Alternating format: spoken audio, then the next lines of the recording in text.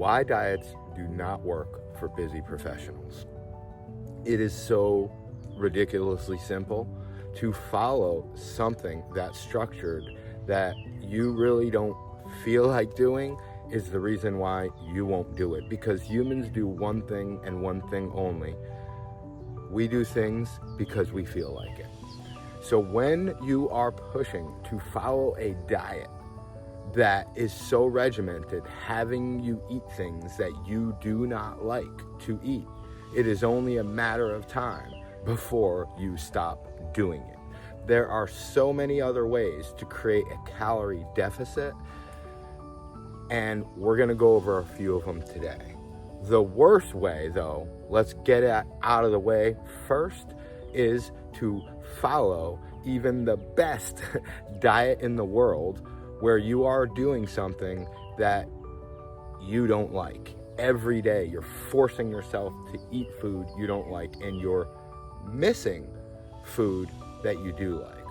So those are the big signs and symptoms where your diet is failing, because a diet is really just a way of eating. So we're all on a diet, yet what most people consider to be a diet is really the first three letters, right? We don't like to be forced to eat a structured way. Number one, again, signs and symptoms you're on a diet that is going to fail is: number one, you're eating what you don't like.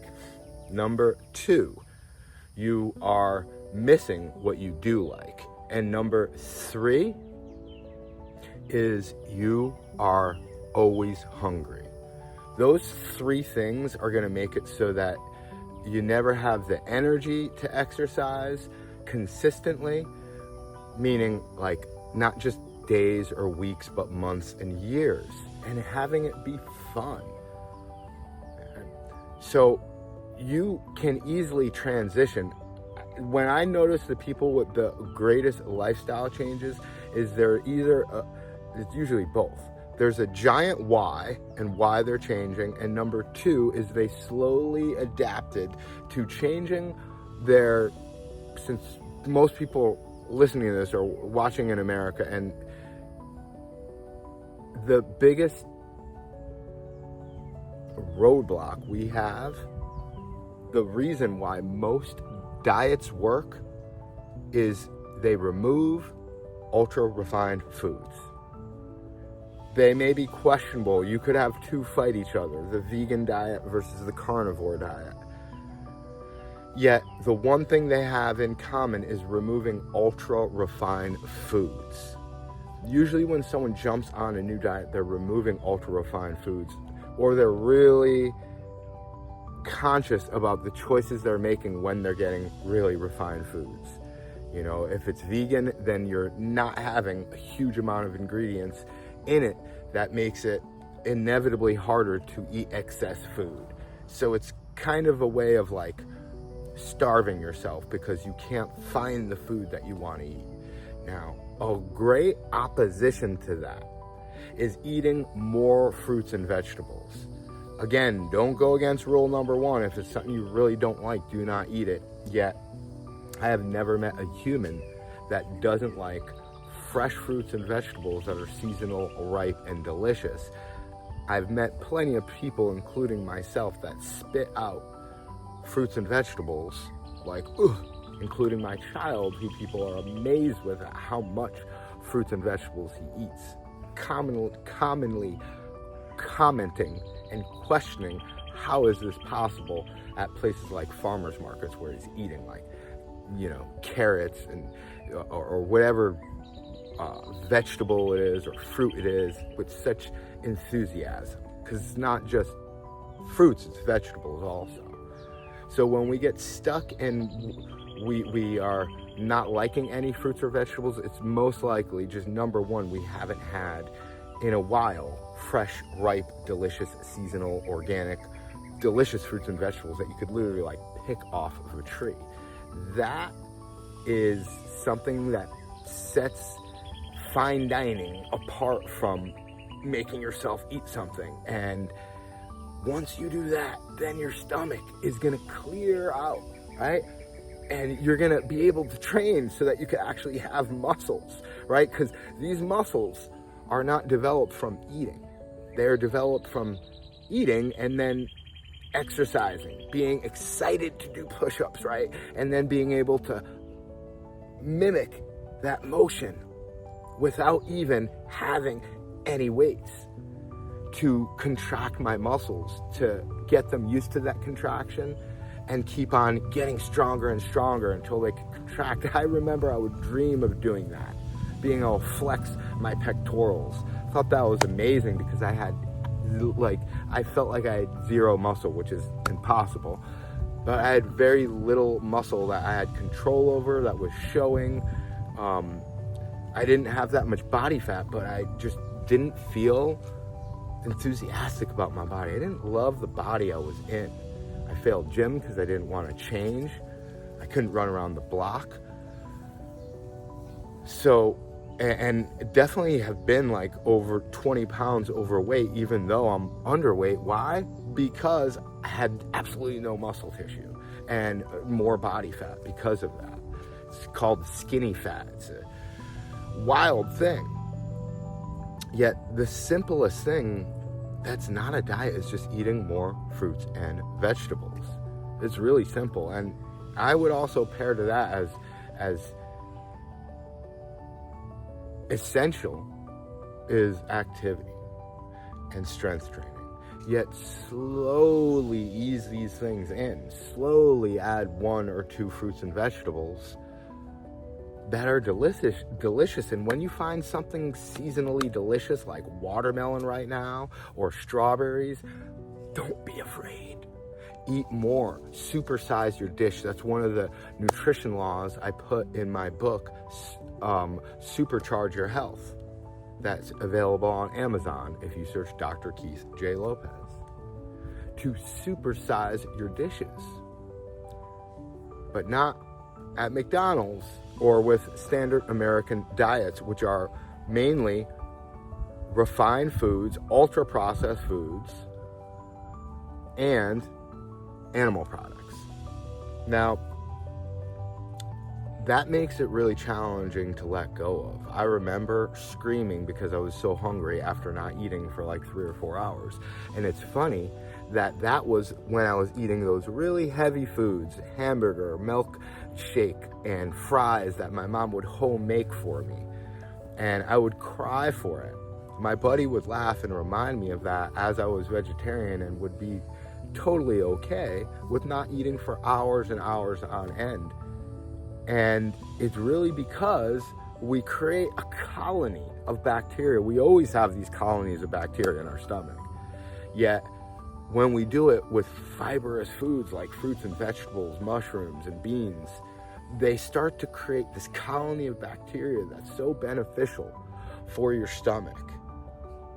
And then you start to crave more of those delicious foods and be okay with not eating, because you're like processing all of this awesome stuff inside your body. You're recycling amino acids or proteins. Your body does so much work by itself to make it so amazing, and it's just us stepping out of the way to let it do its thing. Meaning, when we eat more fruits and vegetables and carbohydrates, the body's #1 choice for energy, with fiber to help it go push through and in its whole form that God made or Mother Nature made in fruits and vegetables, with vitamins, minerals, phytonutrients, and water. Same percentage of water in our bodies and on the earth, 80% in fruits and most vegetables. It's amazing. And when we eat those things, we get out of the way and we are able to exercise freely and have fun doing it. Let go of those beliefs that exercise is torture, because it probably is if you're not eating the proper fuel. Remember, #1 choice of energy for every cell in our body is carbohydrate. So when we choose to eat super refined foods, even if they're carbohydrate with vitamin, mineral, water, phytonutrient removed, and fiber, we may have some issues. especially when it's consistent. And then when we have huge amounts of animal products that are factory farmed, that are sitting on shelves for a while, and they might not be the best choice for our bodies fuel-wise, when we start to make different choices, our bodies have this regeneration. It may take days, may take hours, may take weeks, may take months or years, because it took decades of you feeding it this standard American diet to get hooked on it.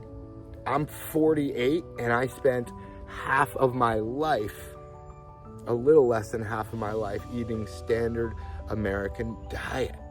Like when we go out, when we eat at a pizza, hamburgers, lots of cheese, lots of meat, chicken as a dish, right? Cow, pork as a dish, fish as a dish, with a little bit of vegetables on the side. Vegetables and fruits are so calorie efficient because they don't have many calories and they have more vitamins, minerals, fiber, phytonutrients, water, to the point where you're like, oh man, could eat a lot more. Like going from, and I'm not recommending vegetarian or anything like that, because those are more like diets. What, to be clear, do you get it already? What is the recommendation for eating, right? To eat 10 or more fruits and vegetables, right? But looking at it in a way of like, strictly when you eat standard American diet, it's about 2 pounds of food. When you go vegetarian, it's about 4-6 pounds of food every day. It's just a lot more volume.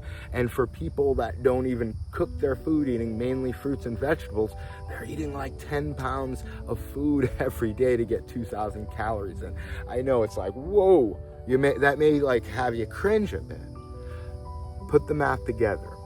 You don't have to do that. Yet when you add 10 fruits and vegetables into your diet, it makes it so that you are burning efficient fuel, ready to move. Again, it may take some transition time to get used to this new fuel. Yet on top of that, having the most efficient, effective fuel, maybe it's just half of your fuel, but it's more of your fuel than it was prior. You end up creating the biggest calorie deficit because you're having this nutrient-rich food instead of calorie-rich food. Calorie-rich food is nuts and seeds. They're great food, but they're calorie dense. Meats, cheese, animal products, calorie dense. Refined foods, super calorie dense. 1 tablespoon of oil is 100 calories. The most calorie dense food on the planet. And we add it into everything.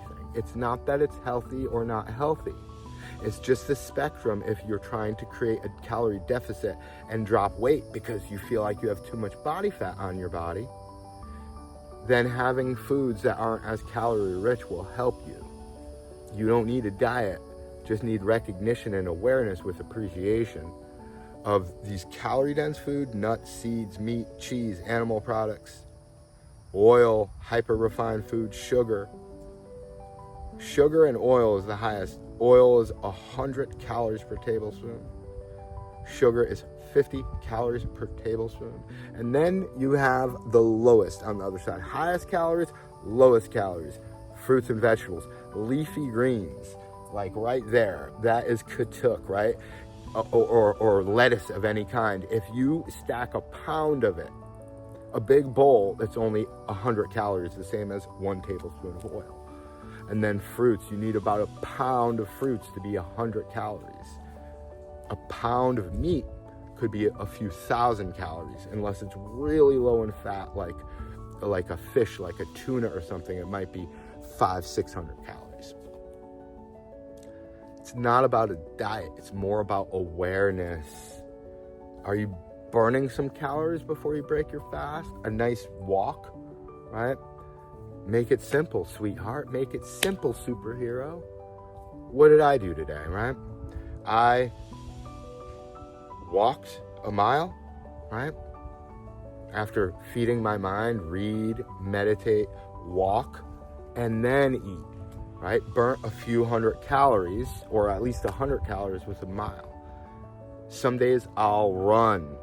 Some days I'll walk 4 miles, but something before I eat. And did